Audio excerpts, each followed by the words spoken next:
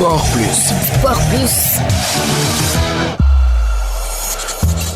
Bonjour et bienvenue dans votre rubrique sportive Sport Plus. Le président de la Confédération africaine de football, Patrice Motsepe, a tenu mercredi une conférence de presse à Johannesburg, une conférence où il a abordé beaucoup de sujets de l'actualité du football africain. D'abord, il a apporté une affirmation aux rumeurs insistantes et qui évoque l'hypothèse d'une délocalisation à moins d'un an de la CAN 2027. La Confédération africaine de football réaffirme sa confiance envers le trio Kenya, Tanzanie et Ouganda. D'ailleurs, lors de la conférence de presse, Patrice Motsepe a fait le point sur les préparatifs de la prochaine Coupe d'Afrique des Nations. Dans un communiqué, l'instance assure que l'organisation de la CAN 2027, prévue du 19 juin au 17 juillet, progresse conformément au calendrier établi. La CAF souligne également l'engagement exemplaire des gouvernements du Kenya, de la Tanzanie et de l'Ouganda qui travailleraient en étroite collaboration avec ces équipes afin de respecter l'ensemble des exigences nécessaires. Les travaux concernent notamment les stades, les terrains d'entraînement, les infrastructures hôtelières, les transports, la sécurité, les dispositifs médicaux, les réseaux technologiques et les moyens de diffusion. Une prise de parole à contre-courant des dernières informations qui dénonçaient un inquiétant retard dans les préparatifs, notamment dans le cas du Kenya. À un an de cette édition 2027,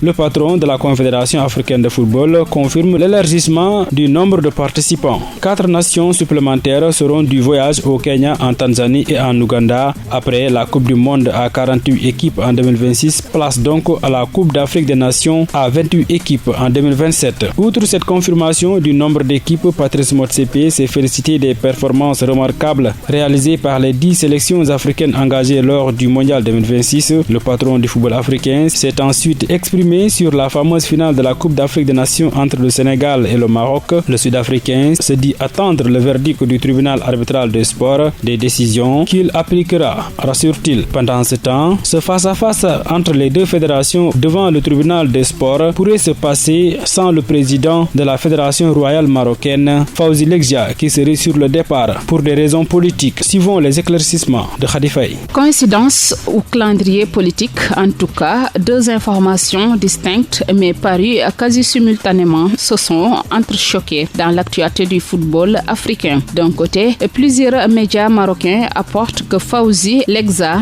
président de la FRMF depuis avril 2014, s'apprêtait à quitter la présidence de l'instance pour se consacrer pleinement à sa carrière politique. Sur le plan strictement fédéral, ce retrait, s'il se confirme, interviendrait alors que son troisième mandat à la tête de la FRMF a déjà techniquement pris fin début juin. L'assemblée élective ayant été repoussée à septembre, mois qui coïncide comme par un nouveau hasard de calendrier avec celui des élections législatives. De l'autre côté, la TAS a adressé une circulaire officielle à la Fédération sénégalaise de football, à la Confédération africaine de football ainsi qu'à la FRMF, annonçant la constitution de la formation arbitrale chargée d'examiner le recours du Sénégal dans l'affaire de la finale de la CAN 2025, surtout l'entrée de la procédure dans sa phase décisive. La formation arbitrale chargée de juger l'affaire est désormais constituée et les auditions ainsi que l'examen des mémoires de défense des parties doivent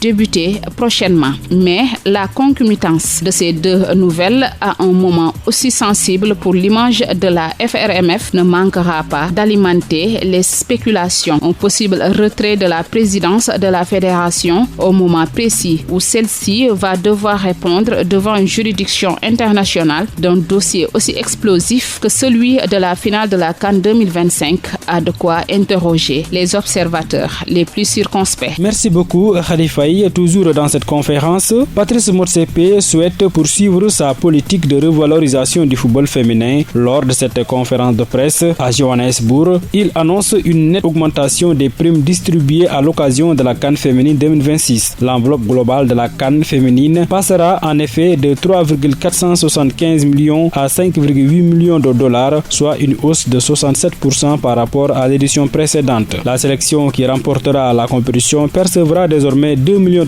contre $1 million auparavant. La prime réservée à la championne est donc tout simplement doublée. Le finaliste touchera de son côté $750 000, soit une revalorisation de 50%, tandis que la récompense attribuée à l'équipe classée 3e progressera de 43%. Objectif selon Patrice Motsepe, accélérer le développement du football féminin. La FIFA a dévoilé le 11 type du mondial 2026 élu par le vote des fans. Une sélection qui réserve quelques surprises et surtout des choix inattendus. Rappelons que la FIFA avait laissé les fans du monde entier composer ce Dream 11 à partir d'une liste de 28 nominés soumise sur sa plateforme FIFA Playzone. Ni un jury d'experts, ni le groupe d'études techniques de l'instance n'ont eu leur mot à dire. Le choix final revenait entièrement au vote populaire. Résultat, Vozinha du Cap-Vert est le gardien de but. Au milieu de terrain, Rodri de l'Espagne, Mikel Olise de la France et Jude Bellingham occupent l'entrejeu. À l'attaque, Lionel Messi, Kylian Mbappé et Erling Haaland. Pedro Porro de l'Espagne occupe le latéral droit. Dayo Upamecano de la France et Lisandro Martinez de l'Argentine occupent la charnière centrale et Cucurella de l'Espagne choisi comme meilleur latéral gauche. Une liste qui a de quoi surprendre, à commencer par le poste de gardien de but, vu que Unai Simon de l'Espagne n'a encaissé qu'un seul petit but. C'est tout pour aujourd'hui dans Sport Plus. Merci de l'avoir suivi. Rendez-vous demain pour un autre numéro.